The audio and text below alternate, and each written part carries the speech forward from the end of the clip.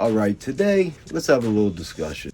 Let's talk about the do's and don'ts of record digging, buying records, record shopping, whatever. We're going to start with the don'ts first, because the don'ts, I think the don'ts sometimes help you a little more than the do's.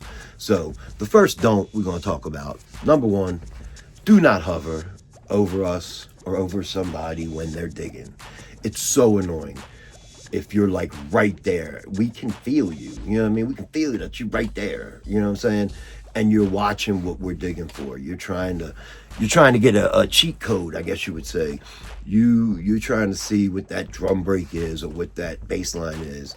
You gotta not pay your dues, but I mean you gotta get in the trenches and go out there and dig and find that stuff for yourself. Look stuff up, you know what I mean? Find out what you're looking for if you're, you know what I mean, you're new to it. Because the internet, you know, it's your friend when it comes to record digging. It can put you onto a lot of stuff. You know what I mean? Everybody knows that. But it's different when you get out there and you're actually digging for records. Do not hover over people. Very annoying. Don't number two. When you're hovering, and I know some of you are hovering, do not read the records. Do not stand over me and chuckle about a record cover. Do not do that stuff. It's annoying. We're in a zone when we're digging 9 times out of 10. And I know this might be too serious for some of you. You're probably looking at me like it's just buying records. No, it's not. It's more to it. Some of us pay bills with those records. If we're making beats with them, if we're selling them, whatever, you know what I mean? So we take it very serious. And you don't have to just be hovering to be an idiot and read the titles and laugh at the records. You could be like some of them spots have the bins are kind of face to face, so you're digging and looking at somebody while they're digging. Don't read the titles. Don't be funny. Don't be a comedian. Just dig, find your records, keep it moving, you know? Do not get your little stack of records and then sit them on top of a crate of records that possibly could be gone through by somebody else. That's very annoying because you're blocking people. You're holding up the line, because technically when you're at these record shows and record conventions, when you're at these spots, it's hustle and bustle. Sometimes it's an elbow sport. You gotta get in there and get to them crates. So don't sit your records on top of crates that people will be going through or will want to go through. Don't number 4, and this is one that we're all guilty of, but it's a matter of how you do it that makes it either annoying or like, yeah, okay, dude's respectful.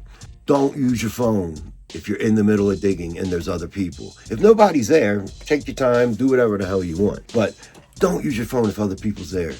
If you're looking up prices or whatever you're doing, you're holding people up. You know what I mean? And I know a lot of you can relate to this. I'm a fast digger. I know what I'm looking for. I've been digging for 35 years almost. I know what I'm looking for. I'm fast. I go from the back to the front. I don't dig front to back. I dig back to front because it's just easier. I know a lot of you do the same. So try to just keep it moving. If you start holding things up and you're looking at your phone, I don't care that you didn't go through them other stacks yet. I'm going to jump you in line, jump over you, and go around and go through the stuff. And you're going to probably miss stuff. I'm going to get stuff that you're going to miss that might be important because you were on your phone. You know what I'm saying? Get your stack, go through, get your little possible stack that, you know, your possibilities that you might buy, and then go and listen to them or look them up price-wise. Do whatever you want to do, but just get out of the way. If you're at a record show and there's not necessarily a corner, you know what I mean, because you're at a table, just step back. You know what I mean? But if you're at a dollar spot, usually, you know, like a thrift store, charity store, whatever you want to call it, just take that chance. Buy the record. It's $1. And what I'm talking about here is going to be in some of the do's that I will talk about in a little while. Now, tip number 5, that's one that I think we all go through probably every time we dig. There's usually somebody there, and they'll say, what are you looking for? What do you like? I like everything. I'm looking for something I've never seen. It's just, you're holding me up. You know what I'm saying? I don't mean to sound like a a-hole, but, you know, like, don't ask me what I'm looking for. I know you want to make conversation and all, maybe pick my brain, but now's not the time. I'm digging. You know what I mean? And like I said, take this information and do with it what you will. But this is just things that I don't do, and I find out other diggers and record buyers, they don't do this either. They've learned not to do these things. That's probably it for the don'ts that I have just off the top of my head. But if anybody else has any don'ts, put them in the comments. Shoot, I'll make another video and we'll talk about it even more.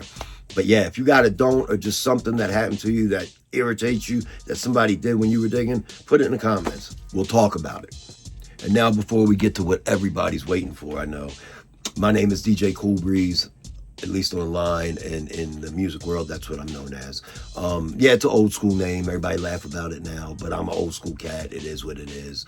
I've had that name for 37 years. Started using that name in like 1988. That's my name. Deal with it. Some people know me as Eric in real life, Eric Atwell.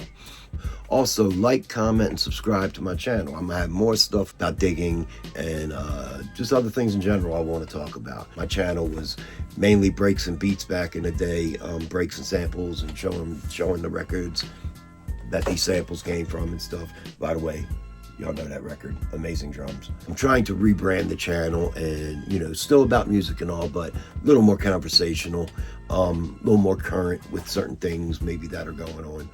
So now let's get into it. The do's. Do number one, buy everything. If you're a new digger and you can afford it, I don't mean go in the store and buy the whole store. I mean, if you see something jumps out at you, just buy it. It doesn't matter what it is. It don't matter who's on the cover. It don't matter what type of music it is. If it piques your interest, buy it and then listen to it. I'm sure there will be something on it. I found polka records where I was able to grab snares or grab kick drums, or even grab a stab of, the horn blasts or whatever. So just buy everything. Take a shot. Don't just, like back in the day, I remember when cats would start digging, the first thing they do is buy James Brown, buy the New Birth, buy just the typical things. But really all you're doing is buying what everybody's used before. Things are different nowadays. I know it's okay to use somebody else's beat or whatever, and it isn't frowned upon as much as it was back in the day. When I came up, you tried to find stuff that you didn't know, because if you didn't know it, 9 times out of 10, a lot of other cats didn't know it, and you might be the first one to, for lack of a better word, break into the digging community. You know what I mean? I found some stuff that I believe I was the first to find and put it on the videos that I was doing back in the day, and put it out there. I was sharing the love, I guess you would say. Some people say I was sample snitching, and it is what it is. I like showing off my collection. These are trophies. It's taken me years and years to find some of the stuff, and I like showing it off. And that goes for me buying everything. I learned what to buy by buying everything, because you learn what not to buy. That's another good thing. Tip number 2, or do number 2. When you go into a spot, some stores can be overwhelming, but if you go to like your average thrift store or flea market, whatever, if you find a stash of records, if they're, like I said, if they're at the thrift store, flea market, it don't matter. Go through everything. Do not miss a record, because there are times where where that very bottom record is the record you're looking for, or will be a record that will be something you were after.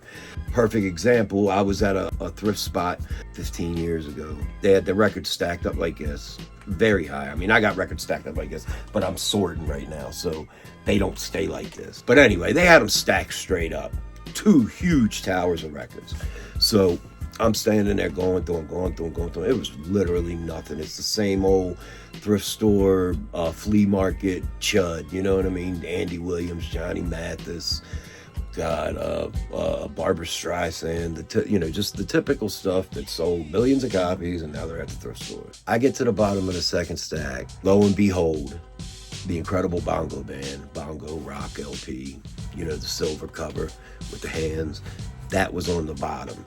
and inside were 2 copies. I guess a DJ had them, but I guess he didn't use them much because they were in great shape. They were in beautiful shape.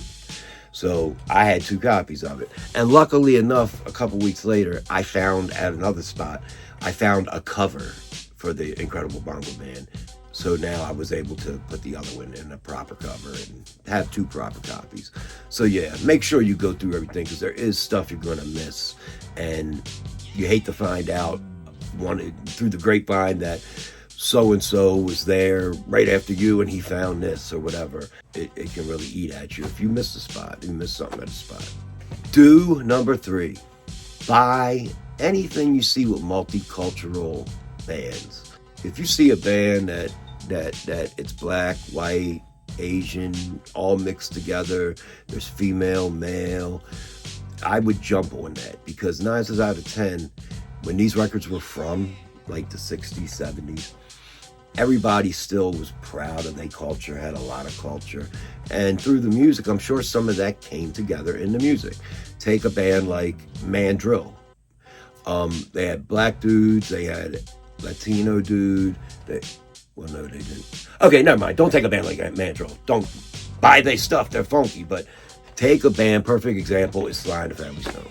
He had a melting pot of musicians. He had a female trumpet player that was amazing. I mean, everybody knows who Sly and the Family Stone is, but if you see a band that looks like that, they're multicultural, dress crazy, big beards or whatever, and they look like they did, definitely buy it. I've had luck with that. So buy anything you see that's multicultural. Here's another thing. It takes a while to develop this skill, I guess you would say. But when you pull the record out, and always pull the record out, always check it. You know what I mean? Not just, don't get excited. Oh, I found this. Make sure it's the right record. I've found copies of like Monty Alexander, and it's the wrong record in the cover. You know what I mean? Make sure you check the records.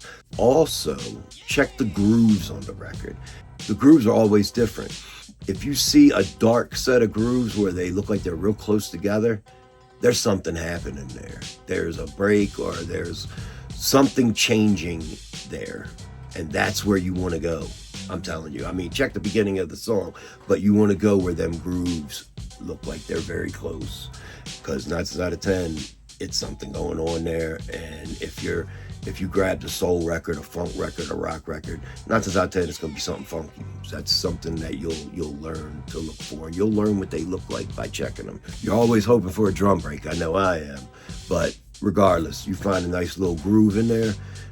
There you go. Tip number 4, and this is another one that you'll develop over time. If you find a record you like and it's funky, it's dope, it's got breaks on it, whatever, it's just something that worked out, that was a good buy. Learn the names on it, learn who produced it, learn who the drummer was. So then when you're digging again, you can apply that. You can, oh, so-and-so produced this. Well, he produced the record I liked before. That type of stuff. Oh, look, so-and-so is drumming on here. I mean, that was the drummer that was on this record or whatever. Learn these names. Learn even studios. If certain things were recorded at certain studios, because you'll find out that a lot of stuff, has a lot in common. A lot of these records have a lot in common, even if it's certain players or the producer or the studio, whatever. Check the names and all on the record. That always works out for me. So that's about it for today. If anybody's got any other tips, do's, don'ts, put them in the comments. You know what I mean? And remember, when you're out digging, use your brain, man. Think about the stuff I said, because it does apply. And I hope everything works out. I hope you find some good stuff. So what are you still doing there? My video's over. Go dig. Go find some records.